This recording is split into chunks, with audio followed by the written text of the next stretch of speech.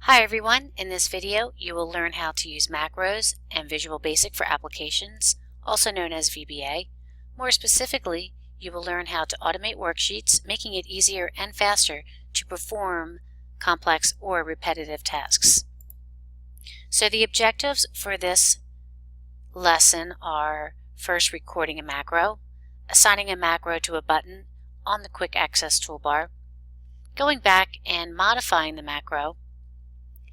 Then we'll move on to part B of the lesson, writing a VBA procedure to use an ActiveX control, and then finally restoring our Excel application to its initial settings. So for this lesson, we first need to understand what a macro is. A macro is an action or a set of actions with which we can automate tasks by grouping a series of commands into a single command.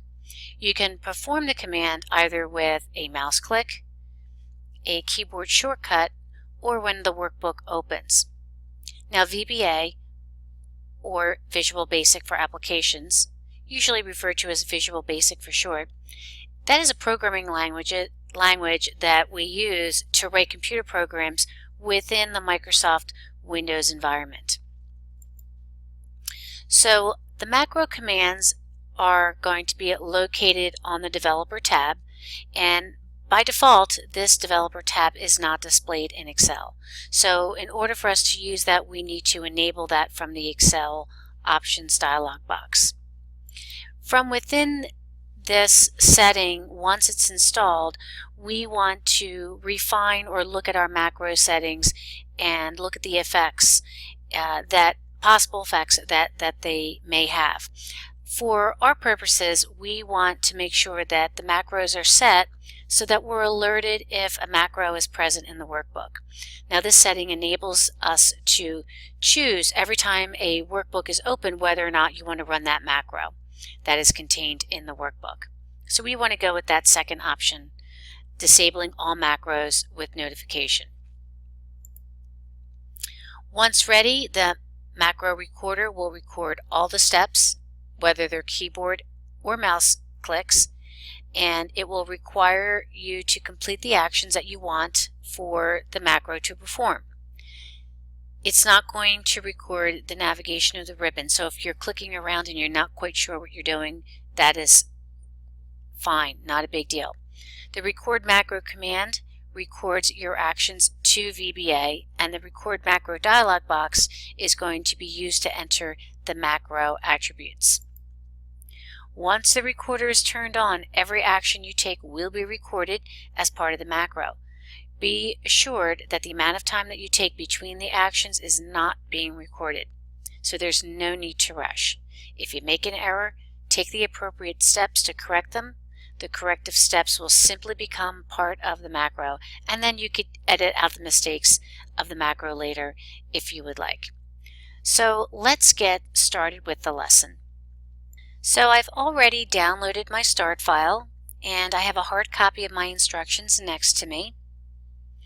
And so remember, in this particular project, we are going to be working with our sales manager, and we're going to create a macro that's going to enter footer information on our chart sheets.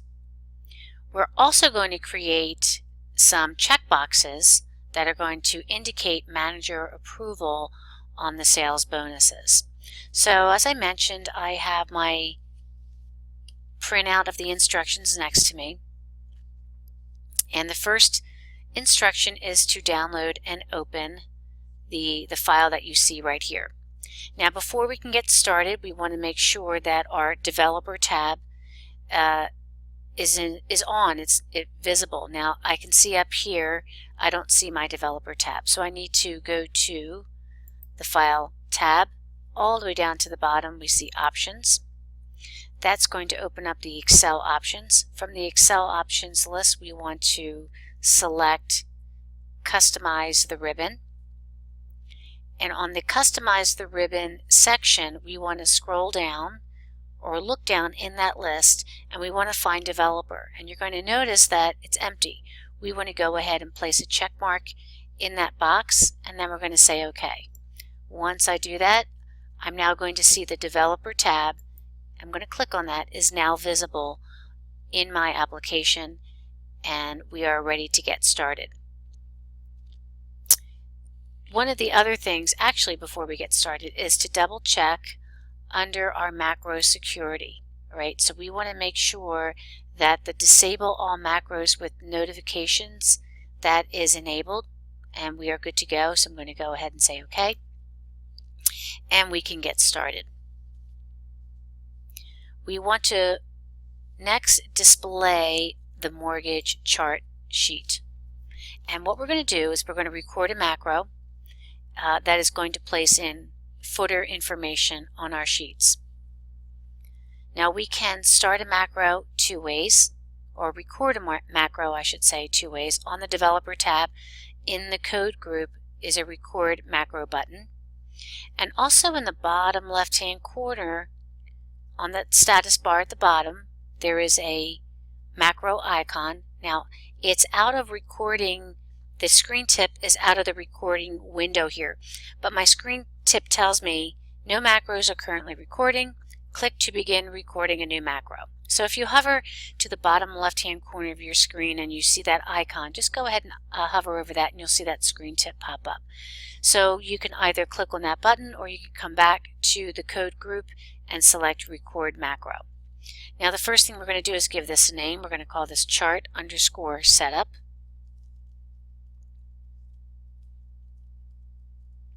We're going to give this a keyboard shortcut with the letter J, and then we're going to give a short description. And our description is we are create footers in chart sheets.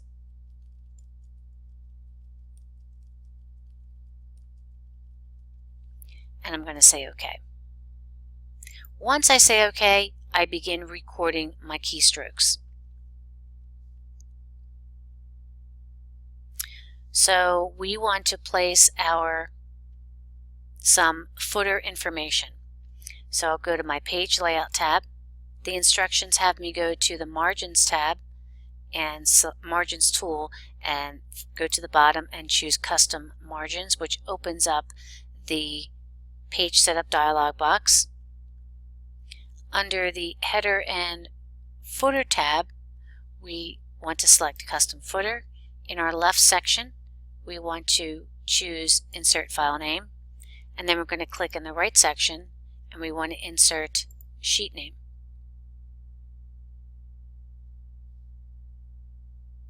And we're going to stop the recording in just a minute, but first I want to close my boxes. I'll say OK once, OK again, and I can either go down to the bottom and stop the recording, or I can come back up to my Developer tab and choose Stop Recording.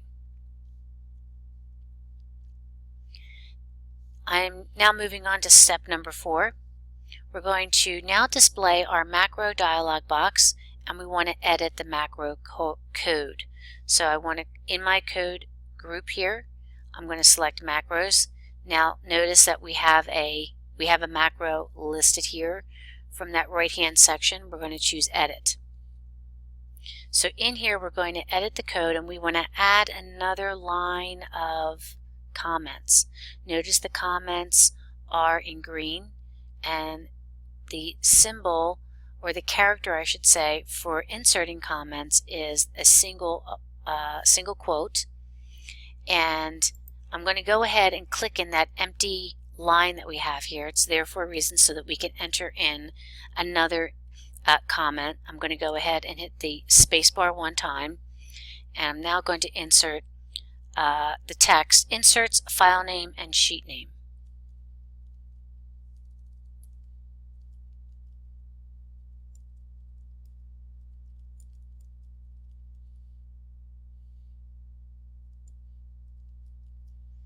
Put a space between file and name. I'll edit that real quick.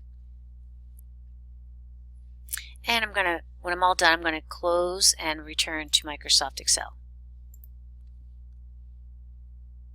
Next thing I want to do, I'm on step number 5. I want to now add this macro to the Quick Access toolbar. So our Quick Access toolbar is the tool in that green area at the top of our screen, in the top left-hand corner, and my toolbar has that down arrow, and we want to customize this, right? So I want to scroll all the way down to the bottom where we see more commands,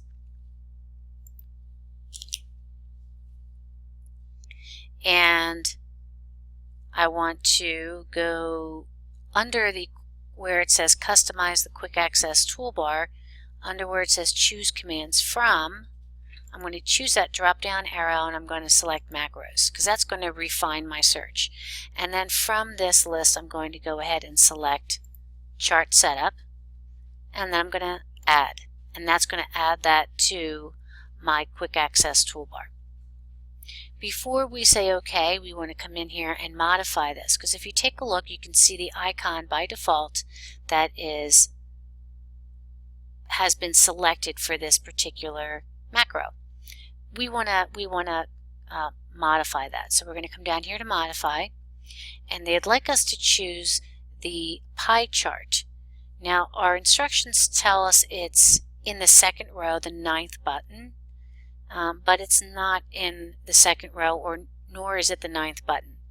It's actually in the 8th row, and it's the 8th button. It's right here. I'm hovering over that. Once you click on it, you select it, and I'm going to say OK, and I'm going to see now that the icon that represents that macro is now to the left of the macro name. I'm all done, so I'm now going to go down and choose OK. And now look on my quick access toolbar, I see the chart setup macro.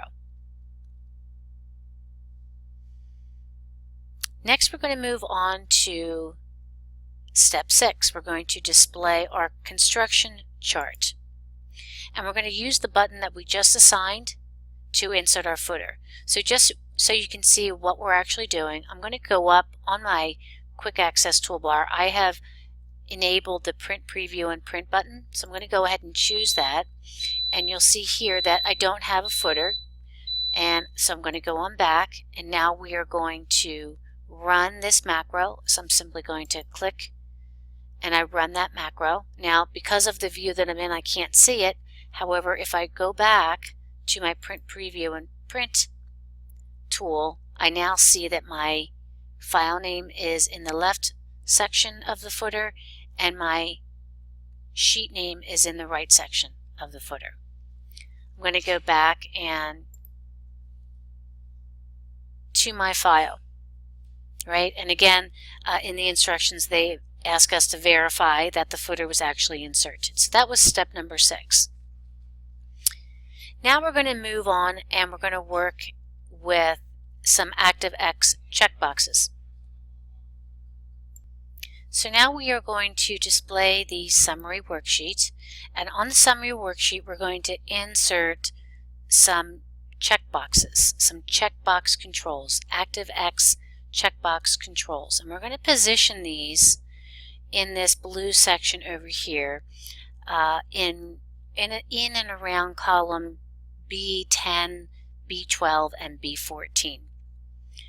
So I want to go up again to my developer tab, and I want to go to the controls group, and where it says insert, I want to come down to the category for ActiveX controls, and if needed simply hover over till you find the one that says checkbox ActiveX control. Go ahead and click that one time. You'll notice that you get across the crossbar or the crosshair, and you're going to draw a rectangular box in and around B10. And then you're going to draw another one, come back up to insert, checkbox, we'll draw a second one, come back up to insert, locate the checkbox, and insert a third box. Now we need to go in and assign some properties. So I'm going to go back to my first one, and I need to open up the properties window. So on my controls, you'll know there is a tool there for properties. I'm going to go ahead and click that, and we can see our properties that we have here.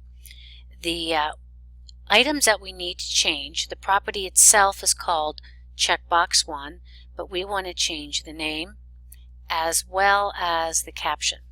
Now our names cannot have spaces between the words, but our captions can. Our names are how they appear in the code, and the captions are how they appear in the worksheet. Okay, so I'm going to go ahead and just double click and select checkbox 1, and I'm going to rename this billing. And then the caption is going to be a little different. It's going to read billing verified.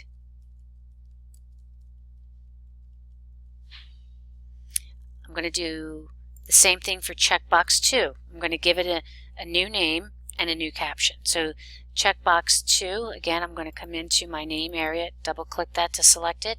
We're going to call this contact.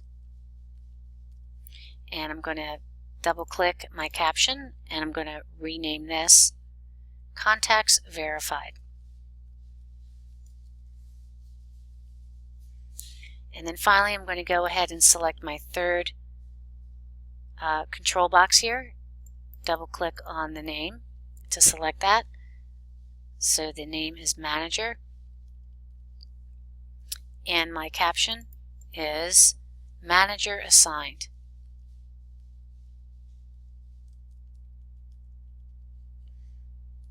Alright, so I have now edited each of these checkboxes with a new name and the appropriate caption. Next, I'm now on step number 8. The next thing we want to do is modify these, make them all the same size, and we want them to be aligned and spaced appropriately. So I need to select all 3 of these boxes. We can edit these all at the same time. We can adjust that setting. I'm going to hold down my control key on my keyboard, and I'm simply going to select each of my ActiveX checkbox controls. And we're going to modify our height and our width, and then we're going to distribute them equally vertically, and we're going to adjust the alignment. Right, so I'm going to go ahead and locate my height, and we're going to set that to 18. And I'm going to go down. This is alphabetical. All of these properties are listed alphabetically, so width is going to be close to the bottom, and the width is going to be set to 105. And then we want to next change our font. So we actually want to change what this looks like. So we're going to go ahead and locate the property for font. Alright, so notice as I selected that, these all, the actual buttons themselves adjusted according to height and width. But they still look a little off. That's because we need to set the alignment. But notice as I choose font, off to the right I see 3 little dots. We're going to open up a font box over here. Let me drag this over. The options that they would like us to set for here is bold italics. And I believe that's it. That's it. So we're just for the font style, bold italics. As soon as I say OK, I'm going to see that setting has been applied. Still with all my boxes selected, we want to distribute these vertically and then align them to the left. Now this setting is going to be on the format tools. So I'm done with my properties. I'm going to go ahead and close that out. Here's my drawing tools, my format tab. Here's my arrange group, and here's align. So first thing we're going to do is align left. I'm going to come back to that align tool, and then I'm going to come down and say distribute vertically, and now I see that all 3 of my checkboxes are aligned the left. They're the same size, and they have the same amount of space in between those. So I'm done, and I can now turn off my design mode. Right, so when I go back to the developer, notice in that control group there, the design mode is a darker shade of gray. So it's like an on-off switch. It's currently set to on, and we're going to turn it off. So I'll go ahead and select that, click that one time, and we now turn that off. And once we do that, we can now actually click inside these boxes. And we can see how they work. So you can see I'm going in there and clicking randomly inside the boxes. All right, let's move on to step number 9. We inserted our macro, but now we want to remove it. All right, so it's very simple to remove. I'm going to come up to my Customize Quick Access toolbar option. I'm going to go all the way down to the bottom where we see More Commands. That's going to open up our Excel options. And then in that Customize Quick Access toolbar list, I'm simply going to select it and then choose Remove, and it puts it back to where it originated from. I'm now going to close that out, so I'm done here. And now we're going to put in some file properties. So I'll go to the File tab, and remember we need to show all properties. In my tags, I'm going to insert the tag Billing Summary. That's our subject. No, that's our tag. Our subject is our course, so we have CISC 127, and then make sure you see yourself as the author. All right, let's go ahead and save the workbook. All right, notice it tells us that the following features cannot be saved in a macro-free workbook. All right, we're not quite ready to save, so what I want to do is I'm actually just going to, we're going to address this a little bit later on. So I'm just going to close that out. I'm not going to worry about saving it at this point. We're going to move on to step number 10. We're almost done here. We're going to go to the Developer tab. Move on back. Here's my Developer tab. We're going to go to the Code group, and we're going to click on our macros. And with the Chart Setup macro selected, we're going to choose Edit.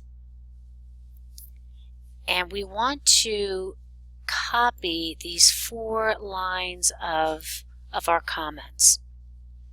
So we want to copy the 4 green comment lines that begin with Chart Setup macro. So copy, I'm going to do a Control-C on my keyboard. And I want to make sure that I have that first apostrophe all the way to Control+J. And now I'm going to close that window and then close out the VBA here. And now what I want to do is I'm going to paste this, but I'm going to create a new worksheet. So I'm going to go ahead and click on New Sheet, and we're going to rename the sheet Macro Code. And we're going to go up to cell A1, and I'm going to do a right click and choose Paste. All right, so I'm simply just pasting the code from within the macro itself. I'll best fit column A so we can see everything in column A. And then we want to move this sheet after the construction chart sheet. So I'm going to take that macro code and I'm going to bring it all the way to the end. So I'm just clicking, I'm holding down my mouse, and once I get to the end, I'm going to release. I want to make sure that summary is the first sheet in the workbook. Next, I'm going to go up to the File tab, and I'm going to do a Save As. And we're going to go ahead and save this as an Excel workbook. All right, so it's currently saved as, I'm going to go ahead and put my last name in here. And I'm going to save this. And when I choose Save, as we saw previously, it's asking me if I want to save the file with the features or continue and save it as a macro-free workbook. So we cannot, we're going to actually go say yes. We're going to say yes to this. The reason that we are saving this as a macro-free workbook is that we cannot submit a macro-enabled file to MyLab. So we must say yes. Right? So we want this to be macro-free. If you happen to submit a macro-enabled worksheet, or you try to submit a macro-enabled worksheet to the grader, it's not going to accept it, and you're going to wonder what you did wrong. And hopefully that will give you a heads up that you missed something and you submitted the incorrect file. So when you go to save it, you want to save this as a macro-free workbook. I'm going to say yes, and we have completed the activity. So make sure that you submit the Excel file that is macro-free enabled. If you have any questions, kindly let me know. I hope this video was helpful. And again, if you have any questions, the Canvas inbox is the best way to reach me. Thank you.